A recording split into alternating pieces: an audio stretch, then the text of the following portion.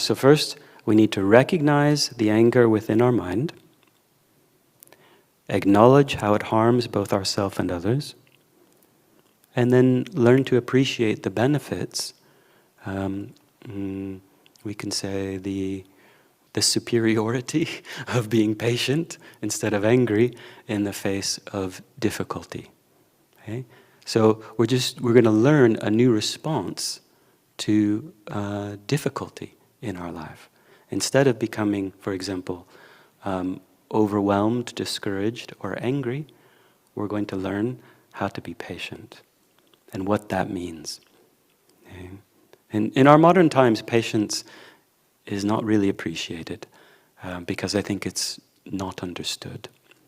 But anyway, that's at least a class or two away. So anger. Let me start to read now. This book is extraordinary. It's look how big this book is. Okay, you see how not big, right? Do you know what the title is? How to Solve Our Human Problems. I love it. Yeah, you'd think that if there was a book called How to Solve Our Human, it'd feel like the Library of Congress, right? Because human problems are endless. But if we have wisdom, like Buddha's wisdom, he's explaining how all of our problems come from unpeaceful, uncontrolled states of mind.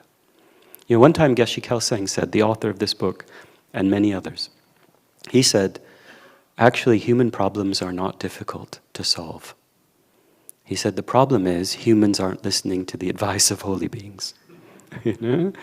Because really, we just need to learn to control and transform our mind from an unpeaceful state to a peaceful state, from anger and hatred to patience, love, and compassion.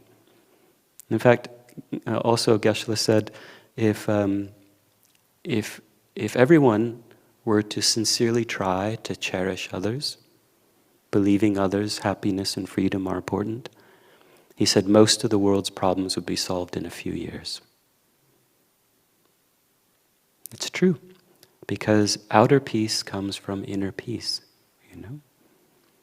So, one of our most important spiritual practices is learning to control our delusions, which means, in this case, we're focusing on our anger. So this book is mostly about understanding the faults of anger, why we get angry and so forth, and then how to practice patience. So the faults of anger, or we could say the dangers of anger. So remember, the first step is to recognize anger within our own mind. So therefore we need to know what is anger. Okay, anger is a deluded mind. So deluded here, in a simple way, we can think unpeaceful and uncontrolled. Okay? Anger is a deluded mind, so it's necessarily unpeaceful and uncontrolled. That focuses on an animate or inanimate object, feels it to be unattractive, exaggerates its bad qualities, and wishes to harm it. So when anger is fully developed in our mind, it will develop. There will be a wish to harm whatever is the object of our anger. And it could be a chair. Like if you ever walk by and stubbed your toe on a chair, and then a big pain, and then you look at that chair, and it's the ugliest thing you've ever seen. Like, oh, get you, chair. Like we get angry at an inanimate object, even the weather. Okay? Let alone people or an animal, humans or animals. Okay, so what's happening here? For example, when we are angry with our partner, oh come on, that never happens.